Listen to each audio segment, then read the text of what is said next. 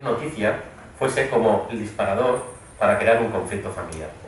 Hasta que no pudimos profundizar en de qué estábamos hablando, metacomunicando, haciendo explícito de lo que se estaba hablando, el nudo en esa relación persistió.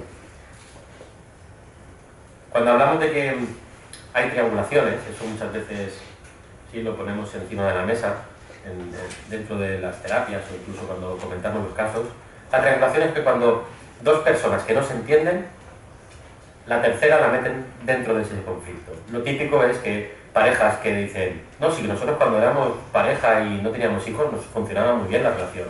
Vienen los hijos y hay problemas. Bueno, muchas veces los problemas no los traen los hijos, es que no se ponen de acuerdo en qué tipo de familia quieren ser. Y es en esa relación disfuncional entre los padres es donde aparece una tensión que el hijo soporta. ¿Que eso es causa de una enfermedad mental? No. Las enfermedades mentales tienen una causa biopsicosocial.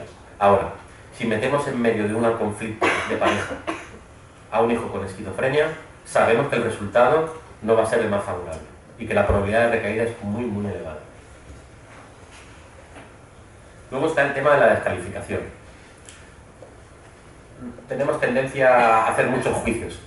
Somos seres que enjuician la realidad y que eso nos ha llevado aquí, porque si no hubiésemos enjuiciado la realidad no hubiésemos podido salvarnos de una situación de peligro. Es cuidado por aquí, que por aquí no vaya la manada, que sabemos, ¿no?, que hay una zona donde podemos reparar y caernos, ¿no? Sin embargo, el hecho de enjuiciar la realidad crea un problema, porque no todo el mundo la enjuicia de la misma manera. No todo el mundo califica las mismas situaciones de la misma manera o con el mismo nivel de peligro.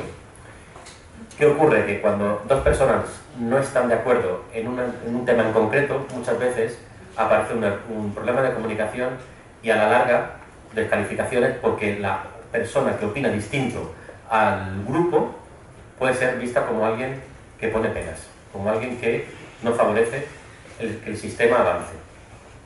Y es ese tipo de situaciones que son propicios para que estas personas con vulnerabilidad puedan eclosionar a tener un trastorno mental. Ya me van llamando de que me paso de todo.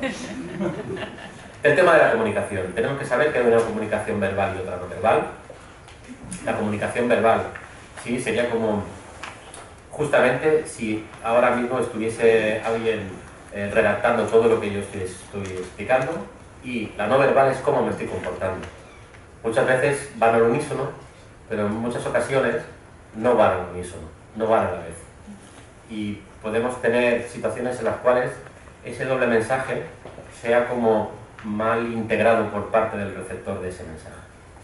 Es importante hablar de sentimientos. Creo que la comunicación en base a emociones es una emoción que tendría que empezarse a crear desde que la familia se forja, o incluso desde que la pareja decide tener una relación conyugal estable. Los sentimientos son lo que nos hace poder entendernos, porque razones, cada uno tiene las razones suficientes o importantes como para tomar una decisión distinta. Es decir, tanto tiene razón el padre cuando le dice al hijo no llegues tarde porque te puede pasar un peligro, como la razón la puede tener el hijo porque de alguna manera, sí, si tiene 18 años, él tiene la libertad para llegar a la hora que considere. Sin embargo, cuando hablamos de sentimientos y emociones, de estoy preocupado por ti o necesito que confíes en mí, entonces uno se entiende mejor. El clima afectivo es muy importante.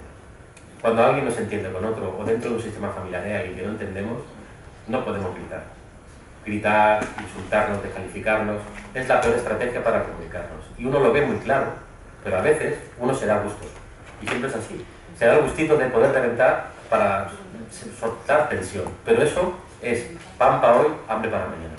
Siempre digo que es mejor darse una vuelta, respirar hondo, hacer técnicas de relajación. Cuando alguien va a comunicar o va a tener una situación de enfrentamiento o una situación de enconamiento con otro, porque si va con la emoción de irritabilidad, de agresividad, eso al final acaba mal. Y es necesario para la resolución de conflictos. Muchas veces las familias se enredan en temas muy importantes porque no se hablan, porque hacen como lo tiro a la mochila. Y hay cosas que si no se hablan, se enquistan. Y todo lo que enquista duele. La función del síntoma.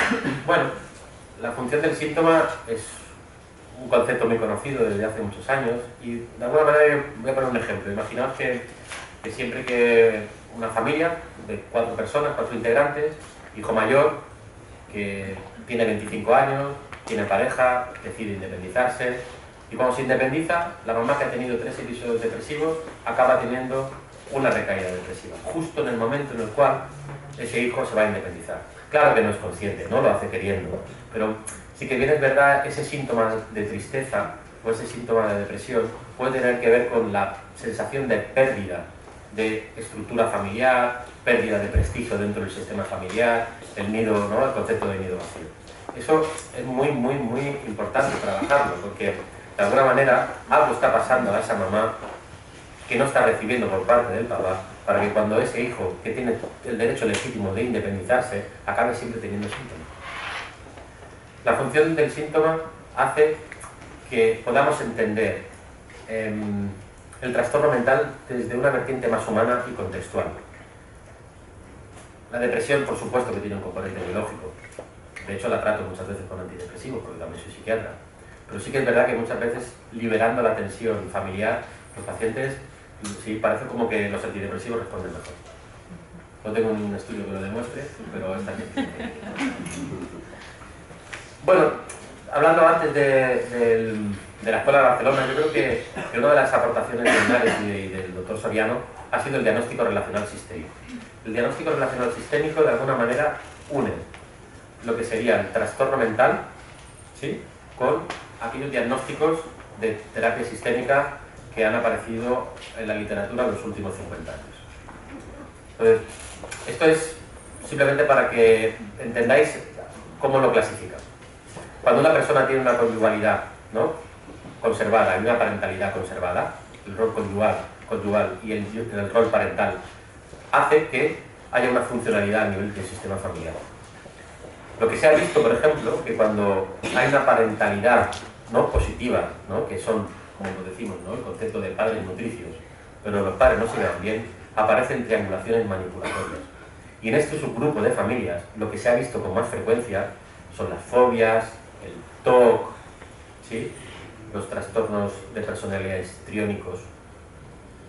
Y es muy curioso, porque el rol parental, que primeramente, ¿no?, era sano y era fuerte, con los años se acaba deteriorando, porque hay que entenderse con la persona con la que uno vive. Si uno no se entiende, se rompe el matrimonio, no la familia. Y esto es otro de los temas que siempre les digo a las familias cuando vienen a hacer terapia. Recordad que los matrimonios se pueden romper, las familias no. Seguirá siendo familia tuya, aunque esté separada porque tú tienes en común un hijo o una hija. Sí que se ha visto otras situaciones en las cuales ni la parentalidad ni la conyugalidad está, ¿no?, conservada. Estas son familias caóticas, son las familias donde hay muchos problemas sociales, económicos, padres que tienen trastorno por uso de sustancias, padres que están en el paro y que además han sufrido una situación de marginalidad durante toda su vida. Este tipo de familias hay que ayudarlas desde su configuración, porque sabemos que las familias multiproblemáticas a la larga son un caldo de cultivo para que el trastorno mental aparezca. Y no sabemos si es causa-efecto. También sabemos que el trastorno mental, por desgracia, tal y como está configurada esta sociedad, hace que tiendan hacia la pérdida de estatus social, pérdida de economía, pérdida de relaciones sociales, y al final acaban teniendo una vida marginal. Por tanto, es como que empieza antes, el huevo o la gallina. Y luego hay un tipo de familias donde el rol conyugal está bien, está conservado, pero el rol parental no. Son familias donde han tenido un deseo de ser padres, pero al final han tenido dificultades en ejercerlo. Ahí aparece la depresión, sí, y a veces el trastorno de personalidad límite. Yo estoy acabando, falta poco. Intervención terapéutica desde el modelo sistémico. Yo resumiría mi sesión en uso de la terapia familiar en salud mental como un instrumento que mejora la información, promueve el cambio, clarifica situaciones y sobre todo desetiqueta al paciente. Yo no visito pacientes esquizofrénicos, bipolares, depresivos. Yo visito a Joan, a María, a Carla, y son nombres reales de pacientes que he visitado. También como herramienta terapéutica, porque el primer apartado sería como el concepto de vamos a hablar de de qué trastorno, por desgracia, entre comillas, sufre su familiar y voy a informarle cómo atenderlo.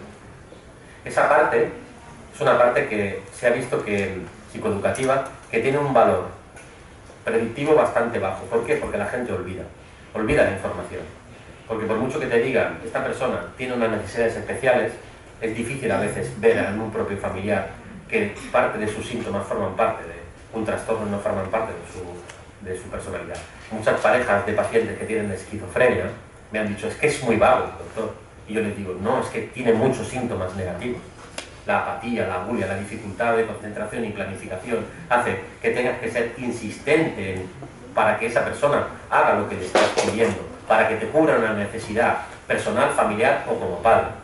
Sin embargo, es muy importante saber que esas personas no son vagas, no hay que juzgar.